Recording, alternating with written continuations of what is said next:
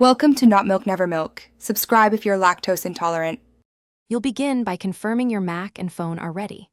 Plug the data-capable USB cable into your phone and Mac. Choose File Transfer or MTP on the device. If prompted, tap Allow for this computer. This grants file access. Once done, quit Finder if it opens and download Android File Transfer or install a compatible third-party client. Make sure the app is in your Applications folder before running it so Mac OS permissions won't block the connection. You open Android File Transfer so it can detect the device. The app must run after the phone is set to MTP.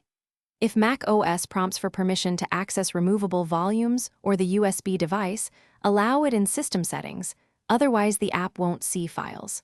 Once the app displays your folders, navigate to Copy, Drag, and Drop. Make sure to set the phone back to MTP after restarts. Otherwise, the connection will default to charging, and the app won't show content. You complete transfers by dragging items between the Android File Transfer window and a Finder folder. Large files take longer, so monitor progress bars. When finished, eject the device if you removed an SD card, then unplug.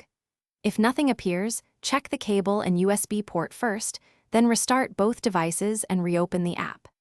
As a key troubleshooting tip, toggle USB debugging or switch the phone's USB mode. Many connection problems are simply the phone still set to charge only. Thanks for watching. If this was helpful, leave a like and consider subscribing. See you next time.